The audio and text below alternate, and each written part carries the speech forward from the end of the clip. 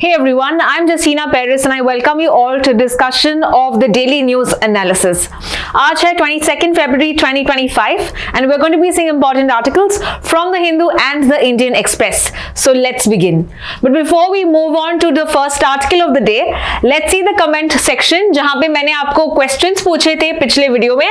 So बहुत लोगों ने यहाँ पे आंसर किया है. I'm so happy to see that all of you are answering and mainly my online classes, many students have been answering, so very good. Others as well, please keep answering. This will help only you with regard to your facts, with regard to your GK. So question मेरे ऐसे थे जैसे कि कल का जो दिन था, it was International Mother Language Day and I asked you to let me know your mother language and many of you all have said your mother language, so that's great to know. Apart from that मैंने पूछा था who is the father of quantum computing, तो यहाँ पे answer exactly दिया गया है, that is Mr. David Dush. Okay, Mr. David Dush, he is the father of quantum computing. We know this because also हमने recently quantum computing का एक article भी देखा था जहाँ पे Microsoft ने एक chip बनाया है Majorna करके, right? So that is how we had seen the article. Apart from that, we discussed about the Lokpal and yes, the current Lokpal के नाम मैंने पूछा था आपको and as many of you all have answered it absolutely correctly, that is Justice Ajay Manik Rao Kanvilkar. Okay, so many of you all have answered this absolutely correctly, so well done guys. ऐसे ही answer करो. आज के भी videos में मैं कुछ questions पूछूंगी, so let's see if you are able to get that answer correctly. Let's move to the first article of the day then. पहला जो आर्टिकल है, it is with regard to G20 का foreign ministers meeting. जो कहाँ पे हुआ है ये? It happened in South Africa. जो G20 का meeting है, ये South Africa is the host this year and therefore we are seeing the meetings are happening there. Let's understand what is this body, what is the G20. G20 की बात करें, it was created in the year 1999 में. Okay, now why was it created in the 1999? Because 1990s में the world was going through the Asian financial crisis and उसके जो effects है पूरी globe की economy में दिख रहा था. So G20 इसीलिए establish हुआ था mainly firstly with regard to your finance ministers and the central bank के जो governors या जो RBI के governors होते हैं उनका पहले meeting हुआ था, but later on it was made like a global meeting जहां पे हेड ऑफ जो स्टेट है, जो प्राइम मिनिस्टर्स मिलते हैं, तो वो जो था 2008 से एवरी ईयर उन्होंने सेटअप किया. याद रखो G20 का कोई प्रेसिडेंसी या हेडक्वार्टर्स नहीं है, ठीक है. सो यहाँ पे जो है every year we have countries that are mainly presidents of that and जो प्रेसिडेंट बनता है वहां पे होस्ट होता है उनकी मीटिंग. जैसे कि इंडिया ने कभी होस्ट किया है ये meeting? Yes, India hosted in the year 2023. Clear? अभी आपको बताना है पिछले साल किसने इसका होस्ट किया, which was the host country of 2024 is what you're going to tell me. यहाँ पे याद रखो अगले साल जो है, मतलब इस साल जो है 2025, as I just said, South Africa is the host country. इसीलिए फॉरेन मिनिस्टर्स मीटिंग भी वही हुई. अगले साल जो एग्जाम दे रहे हैं 2026 में, remember it happened in USA. Clear? It's going to happen in USA. So these are some important summits, important presidents that you have to remember. तो इसका जो presidency है ये annually change होता है, ये every year change होता है. It rotates within the grouping. Now as we know 20 अगर हम देखते हैं G20 में 20 major economies originally थे, but यहाँ पे याद रखना the recent one that was there was the African Union. That is why it is mainly G21 now. African Union भी यहाँ पे join हुआ है. So we have many countries that are part of it. अगर आप basics पता है आपको दूसरे groupings के, जैसे कि BRICS, जैसे कि G7, right, these all groupings countries जो इस पे ग्रुपिंग में पार्ट है, they are part of G20. जैसे कि ब्रिक्स में कौन है? You have Brazil, Russia, India, China, South Africa, all of these countries are part of it. G7 की बात करें, the developed countries, right, if you talk about UK, US, France, Italy, ठीक है। So all of these countries जैसे कि Canada और सब ये G7 में आते हैं, तो ये भी G20 का पार्ट है। सो ऐसे करके we have about 21 countries that are part of it, जैसे कि African Union and European Union, इनका ये पार्ट भी है, G20 का ये पार्ट है। Now let's understand the context. अभी हमने समझा कि G20 का समिट हुआ था साउथ अफ्रीका में, जो फॉरेन मिनिस्टर्स का मीटिंग था, जहां पे हमारे फॉरेन मिनिस्टर कौन है या एक्सटर्नल अफेयर्स मिनिस्टर कौन है? एस जयशंकर। तो यहाँ पे आप देख सकते हैं एस जयशंकर जो एक्सटर्नल अफेयर्स मिनिस्टर है, ये मिल रहे हैं चाइना के फॉरेन मिनिस्टर के साथ। कौन है ये? That is Wang Yi. Okay, Wang Yi ये जोहान्सबर्ग में मिले। सो इनमें यहाँ पे इन्होंने स्टेटमेंट दिया कि इंडिया और China play a pivotal role in the G20 organization. ये साथ में आके they play a very important role इस organization में. Now remember, China and India are also part of many other organizations. ठीक है, जैसे कि Shanghai Cooperation Organization. Now again, you have to tell me SCO का हेडक्वार्टर कहाँ पे है, ये आपको मुझे कमेंट सेक्शन में बताना है। ठीक है, इसका हेडक्वार्टर्स है और आप बताएंगे मुझे कि कहाँ पे इसका हेडक्वार्टर्स है। इसके अलावा हम देखते हैं ब्रिक्स। ठीक है, BRICS is also another organisation जहां पे India and China is a part of it. और अगर हम देखें ब्रिक्स की बात करें, ब्रिक्स का जो अभी जो समिट है, ओके, जो if you go to see that's it's Brazil जो है, it is hosting the BRICS summit. So इसमें जो होस्ट कौन है? ब्राजील है। इस साल पूछेंगे तो याद रखना, Brazil is the host of the year. Okay, so अभी तक क्या क्या समझा हमने? G20 के जो समिट में South Africa is the host, BRICS के समिट में we have Brazil as the host, and we see that both India and China are part of G20 as well as the BRICS as well as of SCO. Clear? तो यहाँ पे even though India और China के ties are not very strong with regard to LAC, Galwan clashes, है ना, Galwan crisis, ये हमने देखा है, बट ये उन्होंने स्टेटमेंट दिया है कि ये जो पास्ट टेंशंस हैं ये पास्ट टेंस में ही रखा जाएगा. Okay, we are looking at new involvement with this country with regard to increasing the ties, we are increasing leadership skills between both the countries and of course USA को भी यहाँ पे counter देने के लिए, बिकॉज वी नो ट्रम्प जो है reciprocal tariffs लगा रहा है ना. So in that case it's trying to say that we are having more such partnerships with many other countries. Let's understand the next article. अगला आर्टिकल है critical minerals के बारे में. So firstly let's understand what do you mean by critical minerals and then we'll come back to the article. clear? So critical minerals वो minerals होते हैं जो economic development के लिए आवश्यक है. इसके अलावा they are important for national security. मान लो कि अगर ये मिनरल ना हो, it is going to create a lot of problems because a lot of the sectors are dependent on these critical minerals. जैसे कि अगर हम देखते हैं, we want to develop in AI, we want to develop in electric vehicles EV, right, we want to develop in quantum computing. तो ये जो sectors हैं, जो अपकमिंग सेक्टर्स हैं या जो भी इंडस्ट्रीज है, मेजर कोर इंडस्ट्रीज, यहाँ पे कुछ मिनरल्स आवश्यक है, नेसेसरी है. अगर ना हो देन ये सब नहीं हो सकता. Clear? So every country designates their critical minerals कि UK कहेगी कि UK we have about 50 critical minerals example. okay, India कितना नोटिफाई किया है? इंडिया ने नोटिफाई किया है 30 critical minerals. okay, और कौन सी मिनिस्ट्री नोटिफाई करती है ये? It is the ministry of mines. So here we have 30 critical minerals that have been notified by the Ministry of Mines, which says कि ये जो minerals है बहुत ही important है for the national security as well as for the economic development of the country.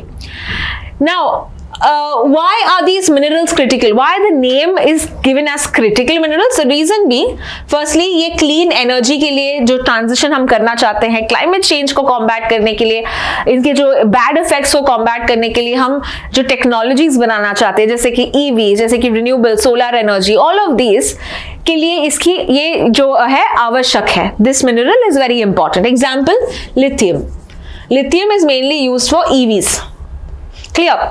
Apart from that over dependency है दूसरे countries में. Now if you go to see, ये जो क्रिटिकल मिनरल्स है, specially there is a group of these critical minerals called as rare earth metals, okay, या rare earth elements.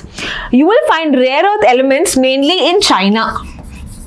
Mainly कहां पे पाते हैं? चाइना में पाते हैं. Now if you don't have enough of these rare earth metals, आपको दूसरे कंट्री में रिलाई करना पड़ेगा. एंड ऑफ कोर्स मान लो कि हमारे रिलेशंस अच्छे नहीं है, या उस कंट्री ने मोनोपोली किया, या एग्जांपल की प्राइसेस इंक्रीज किए, who will suffer? India will suffer and other countries will suffer. तो इसीलिए because we have dependence on the other country, because we don't have, हमको mines में rely करना पड़ेगा. That is why these minerals are very important, right? And finally supply risk. अगर मान लेते हैं इनकी जो availability है बहुत rare है, कम है, और इसकी demand ज़्यादा है, जिसके कारण these minerals play a very important role in development.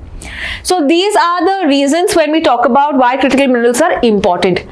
And उसी के नजर में we see that the Indian cabinet launched a new mission called as the National Critical Mineral Mission, NCMM. And ये recently हुआ है, जनवरी में हुआ था इसी साल में, where the cabinet approved 16,300 crores. इतना उन्होंने फंडिंग दिया है इस पर्टिकुलर मिशन के लिए. Why so? Because it recognizes that this is a very important upcoming sector that we need to take in charge. तो अभी हम देखते हैं what are the challenges also that are mentioned in this article. Challenges की बात करें, I have listed this down for you.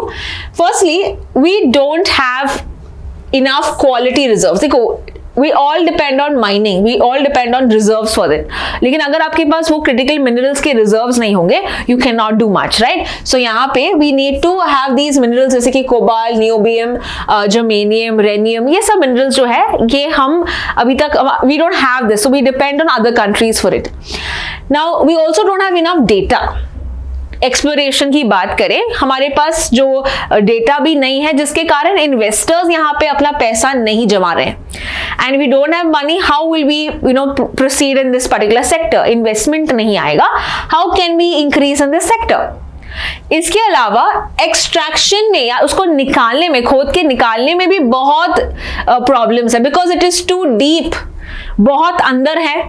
Technology हमारी कम है. For example lithium extraction, that is mainly found in the Reasi district of Jammu Kashmir में पाया जाता है.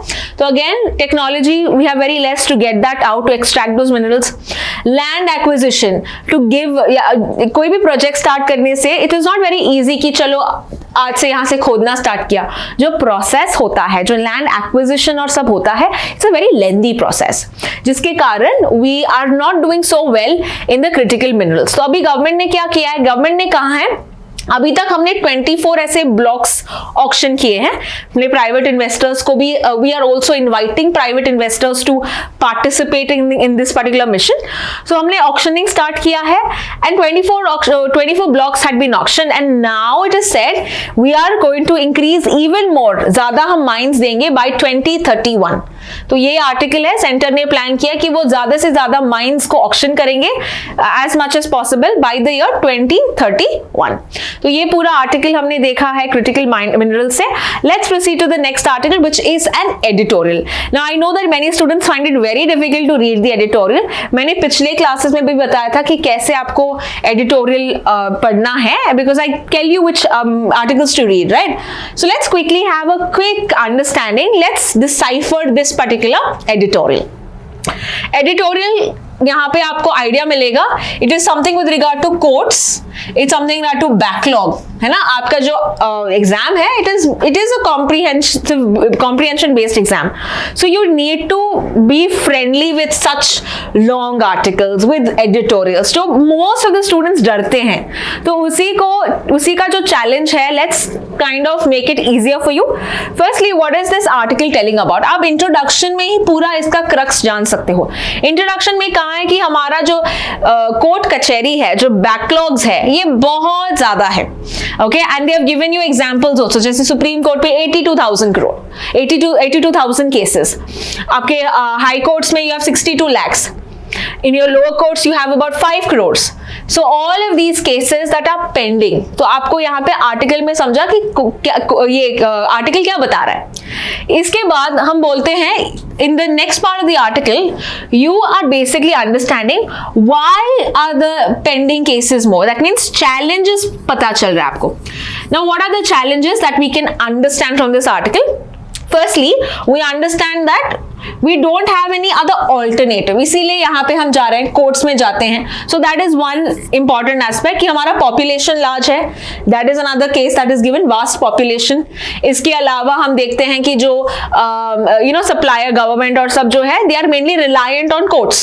ये दूसरे कोई systems में नहीं जाते हैं. जैसे कि बाहर अगर हम देखें outside India, you have alternative dispute resolution, ADR जिसको कहते हैं, जो थर्ड पार्टी होती है, वो इंश्योर करता है सुलह करने में between two conflicting parties, right.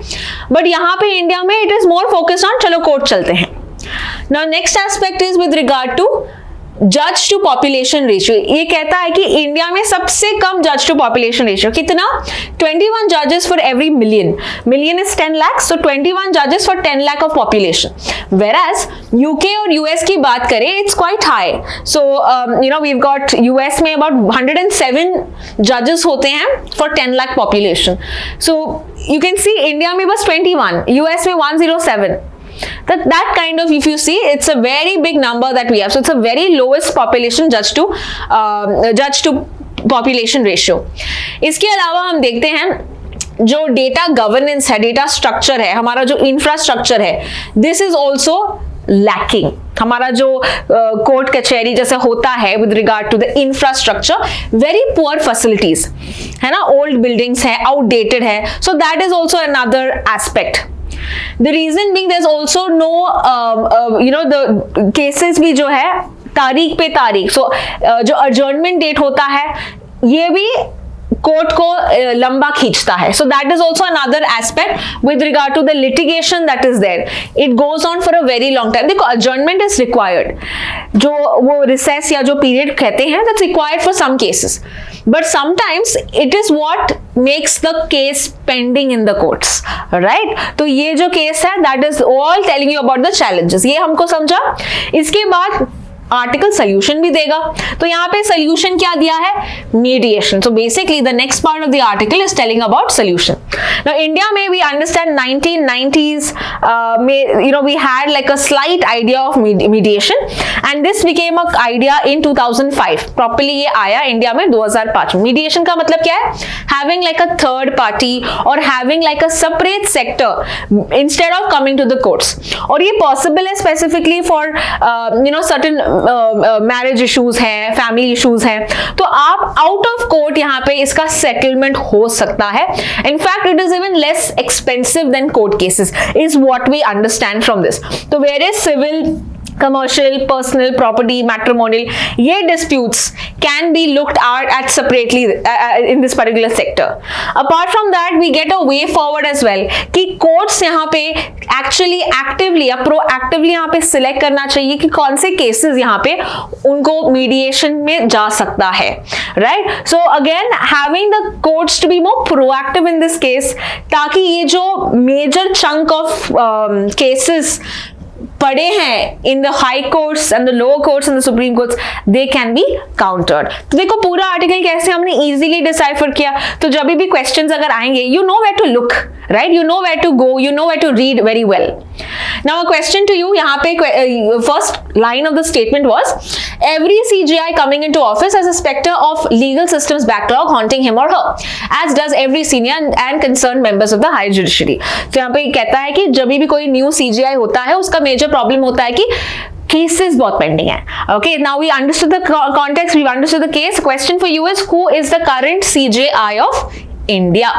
तो ये आप मुझे कमेंट सेक्शन में बताएंगे करंटली सीजीआई कौन है. So this is a very interesting article that we saw. Let's proceed to the next article.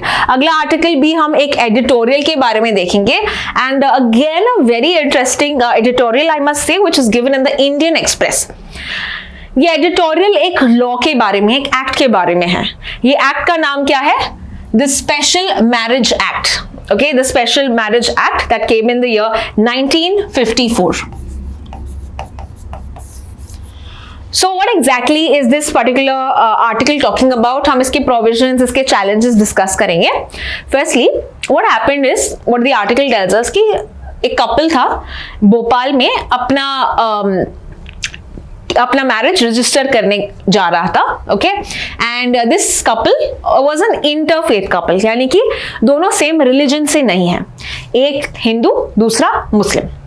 So they were supposed to register their marriage, under which act now there's a special act for such interfaith marriages, and this is mainly the special marriage act. तो यानी कि अगर कोई interfaith है या intercaste marriages है, they are mainly signed up under the special marriages act. Now there is a clause in the special marriage act कि आपको 30 days पहले कोर्ट में जाके you need to go to the office and you need to register, you need to make them aware कि आप शादी करने वाले हैं. तो कितने दिन का नोटिस देना पड़ेगा आपको? 30 दिन का notice. So when the courts understood, ये जो इंफॉर्मेशन है कि there is a Hindu Muslim wedding that is happening, it does not take much time for information to pass. तो ये इंफॉर्मेशन लीक हो गया कि ऐसा शादी होने वाला है, 30 दिन का यहाँ पे नोटिस पीरियड है. मॉब चली आई, यानी कि लोग इकट्ठा हुए और मारा उन्होंने जो ग्रूम था, राइट, द गाय जो था उसको उन्होंने पकड़ के मारा. So this is a recent case. This happened in February when we talk about the month of love or whatever, right? So this talks about we should re-examine such cases, such acts, जहाँ पे इतना, it's not fair for the couple who actually want to get married, who want to start a new life. So इसीलिए इस article में क्या बताता है? इस आर्टिकल में बता रहा है the challenges of the Special Marriages Act. तो हम challenges अभी देखेंगे. What are the challenges?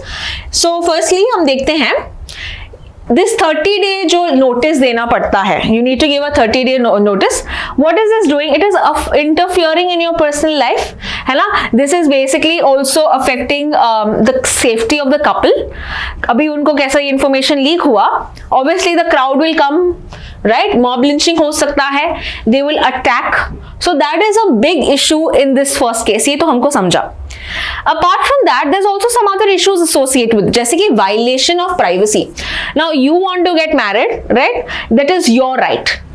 But अगर आप बताना, you are going to the office, you want to tell कि चलो मुझे register करना है, why is it required?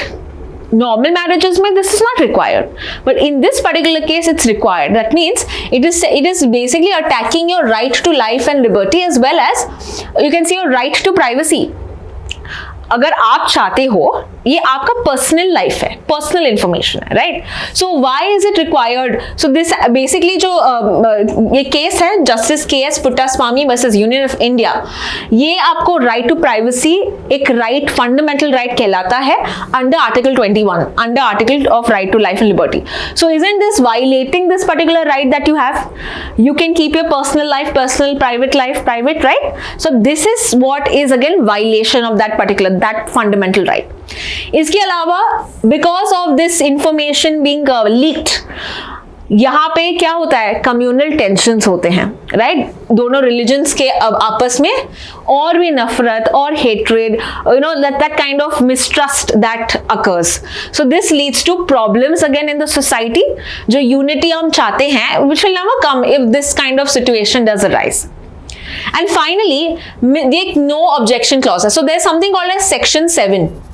Section 7 क्या कहता है कि अगर कोई ने इसका विरोध किया कि जो शादी है, I object it, then the marriage can be stopped.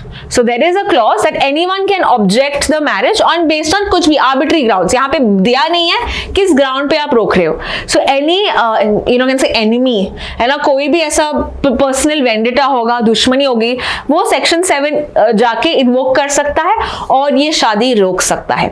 So there could be a misuse of this Section 7 also given in this.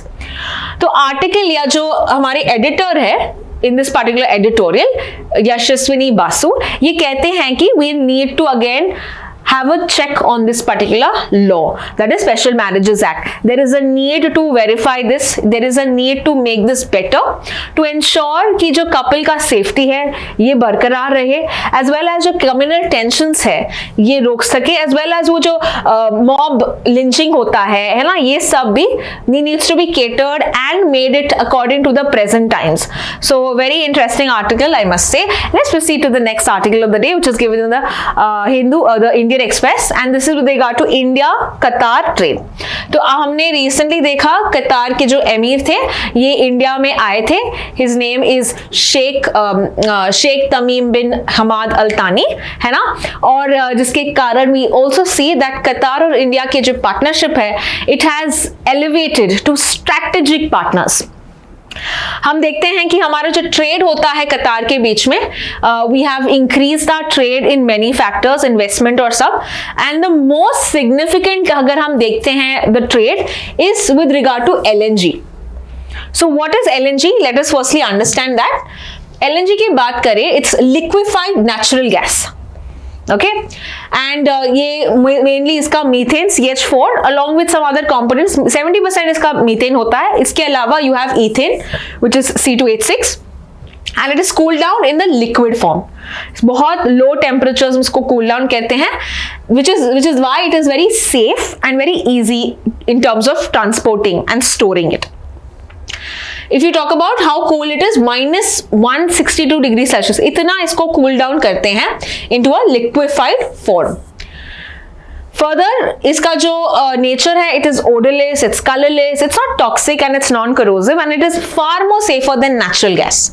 ठीक है, so it's a very good kind of alternative instead of natural gas. और India जो है अपने LNG का जो supply है mainly कौन से कंट्री से लेता है? Qatar. Second to this is USA. However, if you talk about the largest exporter, अगर क्वेश्चन ऐसा आता कि लार्जेस्ट एक्सपोर्टर ऑफ LNG कौन है, then remember it is USA. Okay, which is the largest importer for India? India कहाँ से import करता है? The answer will be Qatar. But कौन सी कंट्री सबसे ज्यादा देती है? That is USA. Is that clear? So we've understood about LNG. Now let's come back to the article. Article में कैसे पॉइंट्स कवर किए हैं वो देखते हैं. सो इंडिया का टारगेट है, इंडिया और कतार का टारगेट है कि हमारा जो ट्रेड है हम इसको डबल करना चाहते हैं, that is 28 billion bye 2030. Okay, 28 billion, इतना हम अपना ट्रेड बढ़ाना चाहते हैं. बट प्रॉब्लम ये है कि हमारा जो ट्रेड बैलेंस है ये कतार की तरफ टिल्टेड है, यानी कतार यहाँ पे ज्यादा एक्सपोर्ट करता है और हम ज्यादा लेते हैं उनसे, जिसके कारण they trade about 11 billion, whereas हम जो उनको देते हैं it's about 1 billion. So that there is, you can say a mismatch, right? सो इसको ये काउंटर करना है, is what the article is also saying. And LNG is one such where Qatar से हम लेते हैं. सो ये आर्टिकल भी कहता है कि डाइवर्सिफाई करो, use your LNG exports from other countries as well to balance this out as well. ठीक है, और हमारा जो ग्रोइंग डिमांड भी है, we have an increase demand with regard to natural gas, तो इसको हम देखते हैं LNG के अलावा you need to diversify in terms of other gases, जैसे कि LPG, shale gas, all of that which will help in balancing out the trade. Of course, US की बात करें, it is US is the second largest source for LNG for India and it's the largest exporter. So how US also plays an important role as an LNG exporter for us. This is also so, जैसे कि India और USA या new Delhi या Washington ऐसे कहते हैं हम, they are also taking enough steps to increase the supply of oil and gas. जैसे कि शेल गैस की बात करें, we take it from USA. So again we are looking at ties to increase with other countries and we need to balance it out in such a way कि हमारा जो trade balance है ये अच्छा हो. Let's proceed to the next article. अगला जो article है, it is with regard to an index. Okay, now this is an interesting article. I'm going to tell you what important. जैसे बहुत सारे students को डर लगता है जब economics के concepts आते हैं, but we will break this down for you as simple as possible. Clear? So this particular is an index. Firstly, understand index का नाम क्या है. Index का नाम है Quality of Public Expenditure. Quality of Public Expenditure Index.